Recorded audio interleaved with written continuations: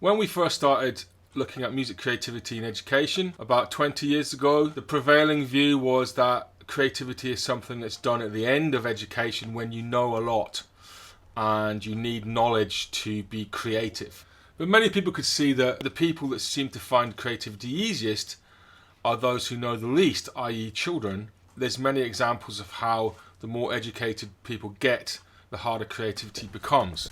And there's a lack of a clear explanation as to why, if creativity is such a great thing, there isn't more of it in education.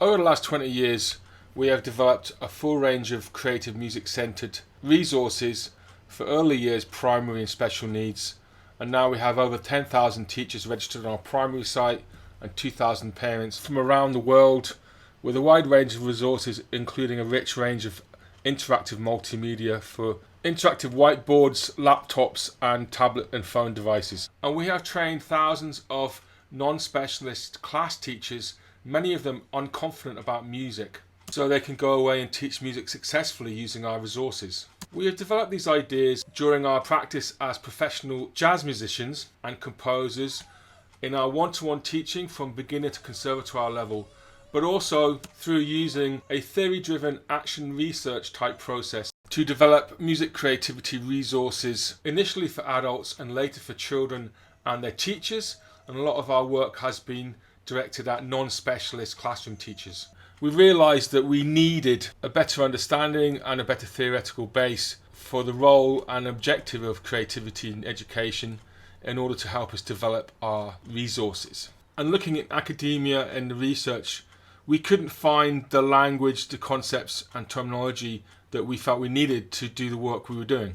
We now think we understand this much better. Our theories about creativity in education centre around the core idea that creativity is inherently emotionally challenging.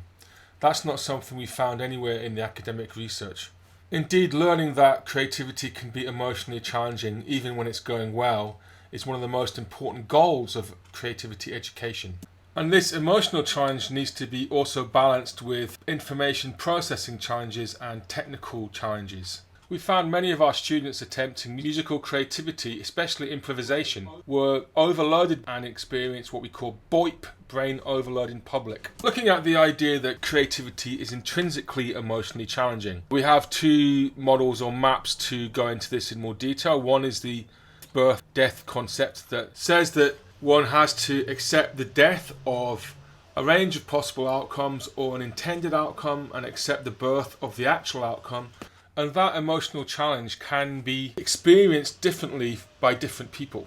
Another way we have of looking at this central idea is what we call the 7 processes and 2 toolkits map of an archetypal adult creative journey, which is trying to describe an adult creative process and the steps in it and how the emotional challenge of each of those steps changes. So when you're starting to be creative, it's better to be open and playful, but when you're finishing, it's better to be judgmental and decisive and things like that. The 2 toolkits are the emotional toolkit and the technical toolkit, and these contain concepts, skills and strategies one develops to deal with the emotional and technical challenges. As well as being a useful tool for helping adults visualize their creative process, this map also gives us lots of ideas for building creativity curricula.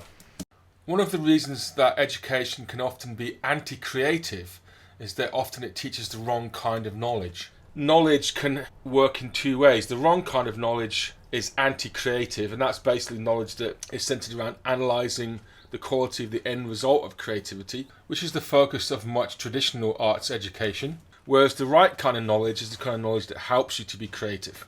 To put that more simply, we are saying that creativity can have a dark side. It can feel like it's going wrong even when it's going well, and it can also go wrong, and these can create negative outcomes in education, both for students and teachers. And secondly, by focusing on end product focused knowledge, education can often make creativity harder rather than easier. This obviously leads us to ask questions about how can we protect children from these negative outcomes when using creativity in education, and how can we give them the right kind of knowledge to help them to be creative, and what are the features of that knowledge, and how can we help as wide as possible a range of teachers use creativity in the education to unlock the positive benefits for all children. When we looked at creativity research, the field is dominated by a problem-solving view of creativity and various models based around problem solving, whereas we feel music creativity and other kinds of artistic creativity, whilst they share some key features with problem solving creativity, are qualitatively different, and we use the loose term stuff generating to contrast with problem solving, and that much creativity research and theories center around successful creativity, world famous high quality creativity. There's a classification of 4 C's, which are big C versus little c, which is world famous versus kind of everyday. Pro C, which is the kind of creativity that is done by, say, a professional artist or a professional musician, but who isn't world class. And mini C, which is the kind of creativity used spontaneously, independently by children during learning. This classification, as far as we're concerned, is not very useful when looking at creativity in education and the function and the objectives of creativity in education. So we like to propose 3 more C's to add to the model to make it a 7C model. The first 2 are baby C and full C, and the second is core C, which we'll come to later. The idea of baby C creativity is attenuated creativity, where a creative experience has been planned by an educator for a student or a child, and where the child is protected from the intrinsic emotional challenge of full C creativity, which is where the creative person is in charge of every element of the creative process. So choices have been made to ensure a successful outcome, and to mean that whilst the experience is meaningfully creative, the child or the student is making decisions and there is a sense of ownership over the end result, that enough decisions have been made in advance to make that process relatively easy, relatively unchallenging, and with a guaranteed positive outcome. We feel that this kind of attenuated baby C creativity is fantastically useful in education to protect both the children and the students and the teachers from the possible negative outcomes of creativity, in the way that creativity is unpredictable, can end up with unsatisfying or overcomplicated results. We can go into detail the kind of features that we propose need to be in baby C creativity, at least in the music domain. We also call this supported creativity, and these include split role, use of form, a limited choice, age-appropriate notation, keeping it simple, and creating a fun dynamic. And we can go into reasons why all these things are helpful in creating a baby C experience. Our third C is called core C, and we believe creativity originally develops from communicative musicality in early infancy, and the way that creates powerful engagement between parent and infant.